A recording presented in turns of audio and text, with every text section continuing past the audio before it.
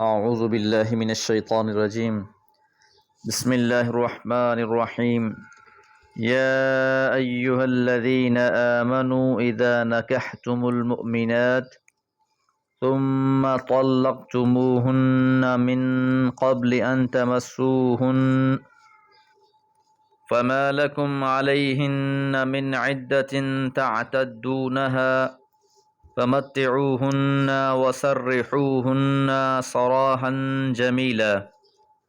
سورہ احزاب آیت نمبر 49۔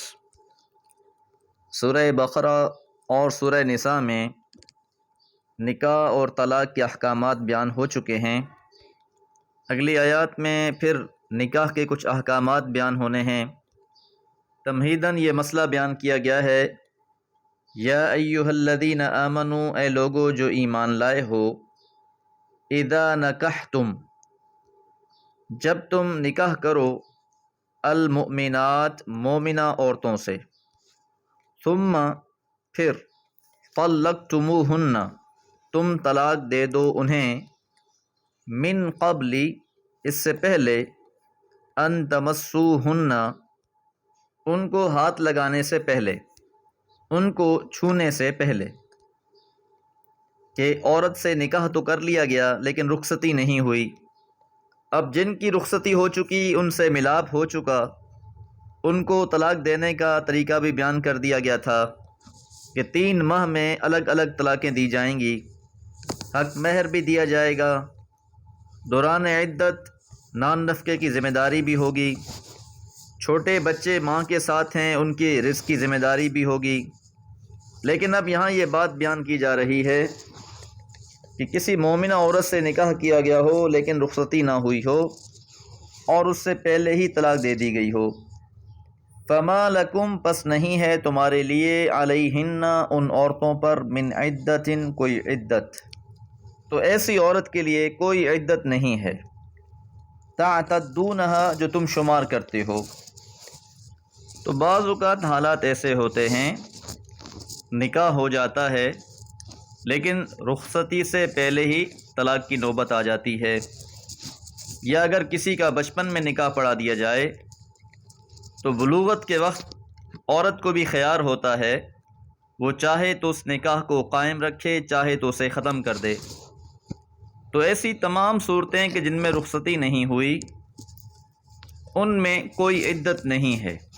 فمتعوہن، پس تم کچھ انہیں دے دو، وسرحوہن، اور انہیں رخصت کر دو، سراحا جمیلا، اچھے طریقے سے رخصت کرنا۔ اب یہاں ایک اور بات بھی یاد رہے کہ اگر عورت کا حق مہر طے شدہ تھا تو اسے آدھا مہر عطا کیا جائے گا، اور اگر اس کا حق مہر طے نہیں ہے پھر مناسب سے تحفے تحائف اسے دے کر یا اس کی ہم پلہ خواتین کے حق مہر کا نصف ادا کر دیا جائے اور اسے اچھے طریقے سے عقد نکاح سے خارج کر دیا جائے۔ جس طرح نکاح کے معاملے کو خوشی اور خوش اسلوبی کے ساتھ طے کیا جاتا ہے، قرآن کے انداز سے یہی معلوم ہوتا ہے کہ اگر کسی وجہ سے نباہ نہیں ہو سکتا، معاملہ طلاق تک جا پہنچتا ہے، تو اس صورت میں بھی خوش اسلوبی کے ساتھ حق طلاق یا حق خلا کو استعمال کرنا چاہیے، اور اس صورت میں تعلقات اور معاملات کو دشمنی اور قطع تعلقی کی طرف نہیں لے کر جانا چاہیے، کیونکہ اس صورت دینی اور دنیاوی دونوں لحاظ سے دونوں خاندانوں کے بہت سے نقصانات ہوتے ہیں۔ اسلام میں طلاق اور خلا کا حق رکھا ہی اسی لیے گیا ہے کہ اگر کسی صورت نباہ ممکن نہ ہو تو زندگی کو عذاب بنانے سے بہتر ہے علیحدگی اختیار کر لی جائے۔ عرب معاشروں میں طلاق دینے والے یا خلا لینے والی کو ہرگز ایسا تصور نہیں کیا جاتا جیسا کہ ہمارے اس پاک و ہند کے معاشرے میں کیا جاتا ہے۔ ہندو مذہب میں کیونکہ طلاق کا کوئی تصور نہیں ہے اور نہ ہی عورت کے لیے کوئی دوسرے نکاح کا تصور ہے، یہ اسی تہذیب کے اثرات ہیں کہ نسلوں در نسل مسلمان ہونے کے باوجود طلاق، خلا یا نکاح ثانی پر لعن طعن کیے جاتے ہیں، در حقیقت شریعت میں اس کی کوئی گنجائش نہیں۔ دعا ہے اللہ تعالی ہمیں شرعی احکامات کو سمجھنے اور ان پر عمل کرنے کی توفیق عطا فرمائے۔ وما علیہ الا البلاغ۔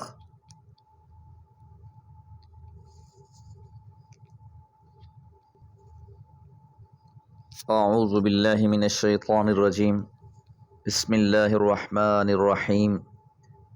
یا ایہا النبی انا احللنا لک ازواجک التی آتیت اجورہن وما ملكت يمينك مما آفاء الله عليك وبنات عمك وبنات عماتك وبنات خالك وبنات خالاتك التي هاجرن معك وامرأة مؤمنة إن وهبت نفسها للنبي إن أراد النبي أن يستنكحها خالصة لك من دون المؤمنين قد علمنا ما فرضنا عليهم في أزواجهم وما ملكت أيمانهم لكي لا يكون عليك حرج وكان الله غفورا رحيما۔ سورہ احزاب آیت نمبر 50۔ یا ایہا النبی، اے نبی صلی اللہ علیہ وسلم، انا احللنا لک، ہم نے جائز کر دیا ہے آپ کے لیے، ازواجک، آپ کی بیویوں کو، اللاتی آتیت اجورہن، جن کا آپ حق مہر دے چکے ہوں۔ اللہ تعالیٰ نے جب آپ کو حضرت زینب بنت جحش رضی اللہ تعالیٰ عنہ سے نکاح کرنے کا حکم دیا، اس وقت آپ کے عقد میں 4 بیویاں تھیں، حضرت عائشہ، حضرت حفصہ، حضرت سودا اور حضرت ام سلمہ رضی اللہ عنہن۔ حضرت زینب رضی اللہ عنہا آپ کی 5ویں بیوی تھی۔ آپ کی 2 ازواج وہ پہلے فوت ہو چکی تھیں، ایک حضرت سیدہ خدیجہ رضی اللہ عنہا اور دوسری حضرت زینب بنت خزیمہ رضی اللہ عنہما۔ جب 5 خواتین آپ کے نکاح میں ہوئیں، ایک طرف تو منافقین نے یہ اعتراض کیا کہ اپنے منہ بولے بیٹے حضرت زید کی بیوی سے نکاح کر لیا ہے، جس کی تفصیلات پیچھے گزر چکی ہیں۔ منافقین کی طرف سے دوسرا اعتراض یہ بھی تھا کہ حضور نے 2 الگ الگ شریعتیں بنا رکھی ہیں، عام مسلمانوں کے لیے تو 4 بیویوں کی حد مقرر کر دی گئی ہے اور خود کو اس پابندی سے مستثنی سمجھا ہوا ہے۔ تو اس آیت مبارکہ میں تمام معاملات کی وضاحت کر دی گئی۔ پہلی وضاحت یہی کر دی گئی کہ جو اب تک آپ کے عقد میں آ چکی ہیں، اگرچہ ان کی تعداد 4 سے زیادہ ہی کیوں نہ ہو، اللہ نے آپ کے لیے جائز قرار دیا ہے۔ دوسری وہ عورتیں وما ملکت یمینک، اور وہ عورتیں جو آپ کی ملکیت میں آئی ہیں، مما آفاء اللہ علیک، جو اللہ تعالیٰ نے آپ کو بطور غنیمت عطا فرمائیں، یعنی غنیمت کی راہ میں آپ کو جو ملک یمین حاصل ہوئیں، ان کو بھی اللہ تعالیٰ نے آپ کے لیے جائز قرار دیا ہے۔ جنگ و جہاد میں جو عورتیں قید ہو کر آئیں، مال غنیمت کی طرح انہیں بھی تقسیم کیا جاتا۔ بسا اوقات شریف خاندانوں اور سرداروں کی بیویاں اور بیٹیاں بھی ہوتیں۔ اسلام سے پہلے بھی ایسی خواتین کے ساتھ امتیازی سلوک کیا جاتا تھا۔ عموماً ایسی عورتیں سرداروں کو دی جاتی تھیں۔ غزوہ بنی مستلق میں حضرت جویریہ رضی اللہ عنہا اور غزوہ خیبر میں حضرت صفیہ رضی اللہ عنہا حضور کے حصے میں آئیں۔ آپ نے ان کو لونڈیوں کی حیثیت میں رکھنے کے بجائے ان کی خاندانی وجاہت کا لحاظ فرمایا اور انہیں آزاد کر کے ان سے نکاح کر لیا۔ تو اللہ تعالیٰ کی طرف سے آپ کو خاص اجازت دی گئی تھی، اور یہ نکاح بھی آپ کے 5 ہجری اور 7 ہجری میں ہوئے۔ اس طرح 7 ہجری تک آپ کی ازواج کی تعداد 7 ہو گئی۔ وَبَنَاتِ عَمِّكَ، اور آپ کے چچا کی بیٹیاں، وبنات عماتک، آپ کی پھپھوں کی بیٹیاں، وبنات خالک، اور آپ کے ماموں کی بیٹیاں، وبنات خالاتک، اور آپ کی خالاؤں کی بیٹیاں، اللتی ہاجرن معک، جنہوں نے آپ کے ساتھ ہجرت کی۔ یہ حضور علیہ الصلوۃ والسلام کی نہایت قریبی رشتہ دار تھیں، تو ان میں سے جس نے بھی دین کی خاطر اپنے شوہروں، اپنے رشتہ داروں اور خاندانوں کو چھوڑا اور آپ کے ساتھ ہجرت کی، تو ان کی اس قربانی کی قدردانی اور حوصلہ افزائی کے لیے ان میں سے کسی کو بھی آپ اپنے عقد میں لینا چاہیں تو لے سکتے ہیں۔ ام المؤمنین حضرت ام حبیبہ بنت ابی سفیان کے ساتھ بھی آپ نے اسی اجازت کے تحت نکاح کیا۔